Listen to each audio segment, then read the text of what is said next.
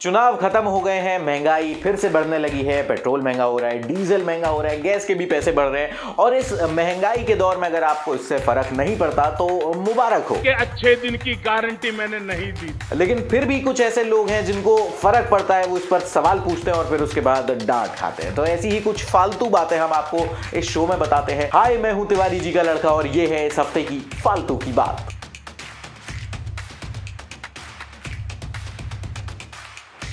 Social media पर viral होने के लिए आपको क्या चाहिए? कंटेंट? नहीं, कंटेंट। एक थप्पड़ से कैसे क्रिस रॉक का बड़ा फायदा हो गया, कैसे इंडिया की आबादी का एक बड़ा हिस्सा अचानक महापापी हो गया, सबकी बात करेंगे वायरल ऑफ सोशल मीडिया में। लेकिन उससे पहले आपको बता दें कि कैसे आप अपना फूड व्लॉगिंग में करियर स्टार्ट कर सकते हैं। अगर आप भी फूड व्लॉगिंग करना चाहते हैं या फिर आपको फूड व्लॉगिंग वीडियोस देखना पसंद है तो हमारा ये नया पॉडकास्ट देखना मत भूलिएगा। लिंक आपको डिस्क्रिप्शन में और आई बटन पर मिल जाएगा।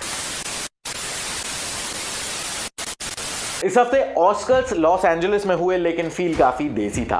ऑस्कर्स के इस साल के होस्ट क्रिस रॉक के एक जोक की वजह से विल स्मिथ ने उनके कान के नीचे एक रख दिया, जिसके बाद ये पूरा मामला बड़ा भयंकर वायरल हुआ सोशल मीडिया पर। और इसके बाद क्रिस के कमिंग शोज के टिकट्स का प्राइस लगभग 7 गुना तक बढ़ गया। मतलब जितना महंगा क्रिस को वो झापड़ नहीं पड़ा, उससे ज्यादा महंगे तो ये अपने शो के टिकट्स बेच रहे हैं। This is business. अब वो लोग जो ये सोचते हैं कि सालों से मेहनत करने के बाद भी उनकी सैलरी क्यों नहीं बढ़ रही, तो कृपा कहीं से तो रुकी हुई है। बीते दिन बिहार के सीएम नीतीश कुमार का बिहार विधान परिषद में दिया गया एक बयान काफी वायरल हो गया। बापू की भावना को भी कोई नहीं मानता है तो हम तो मानते ही नहीं है कि वो हिंदुस्तानी है, वो भारतीय तो है ही नहीं और वो काबिल तो है ही नहीं, वो महाअयोग्य है, महापापी है। सीएम साहब के इस बयान के बाद भारत में रहने वाले कई लोगों को पहली बार पता चला कि वो महापापी भी हैं।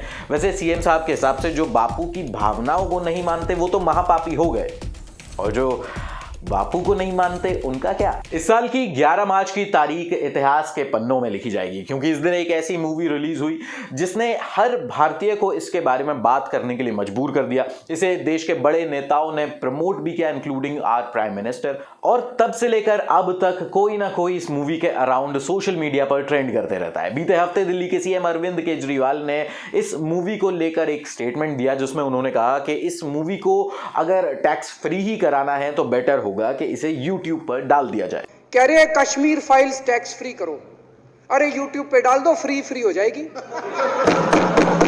टैक्स फ्री क्यों करा रहे हो?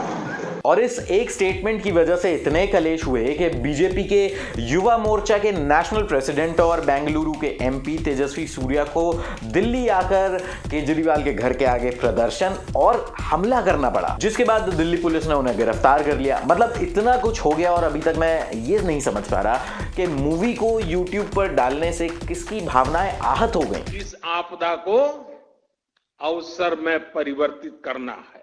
इस हफ्ते एक वीडियो आया उड़ीसा से, जहां पर एक कपल के बीच में हो रही लड़ाई की आपदा को खत्म करने के अवसर में एक स्विगी का डिलीवरी गाय फंस गया। हुआ कुछ यूं कि जब एक स्विगी के डिलीवरी गाय ने सड़क पर एक लड़की को अपने बॉयफ्रेंड के साथ में बदतमीजी करते हुए, उस पर चिल्लाते हुए देखा, तो वो मामला शांत कराने के लिए पहुंचा।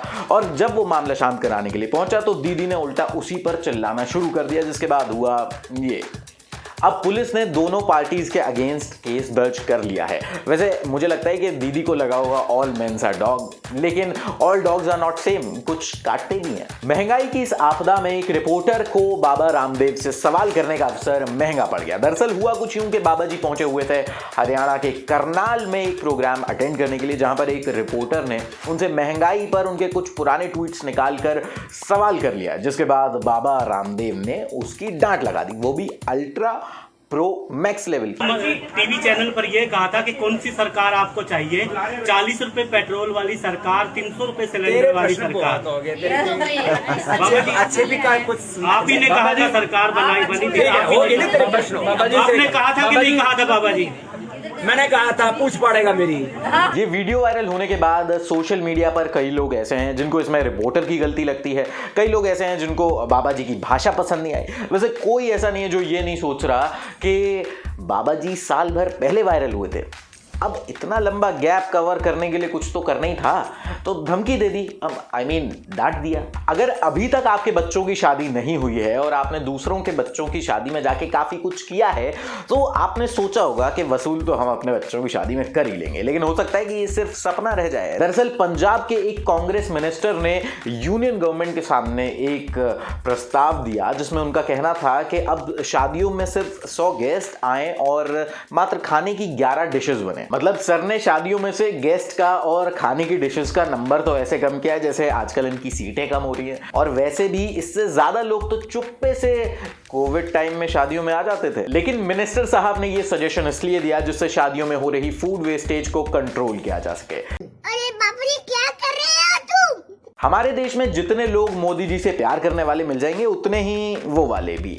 एक मामला आया इस हफ्ते इंदौर से, जहां पर एक आदमी पुलिस के पास पहुंचा शिकायत लेकर कि उसका मकान मालिक उसे घर से सिर्फ इसलिए निकालना चाहता है क्योंकि उसने मोदी जी की तस्वीर अपने घर में लगा रखी है। अब इसे मैं मोदी जी की तस्वीर का खौफ समझूं या मकान मालिक की बेवकूफी? वरना तेरे को डर नहीं लगता? वैसे अब तो मैंने भी लगा लिया। कहते हैं कि जहां मोदी जी होते हैं वहां पर इंपैक्ट ज्यादा पड़ता है। देखते हैं इस वीडियो की लाइक्स पर कितना मोदी जी के आने से इंपैक्ट पड़ता है। बाकी कैसा लगा आपको ये वीडियो कमेंट करके जरूर बताना। अच्छा लगा तो अपने फ्रेंड्स एंड फैमिली के साथ शेयर करना और हमें सपोर्ट करने के लिए तिवारी जी के लड़के को सब्सक्राइब करना। इसके अलावा बनारस का हमारा ट्रैवल वीडियो अगर आपने नहीं देखा है तो वो भी देखिएगा, उसका भी लिंक आपको डिस्क्रिप्शन में मिल जाएगा। Thank you.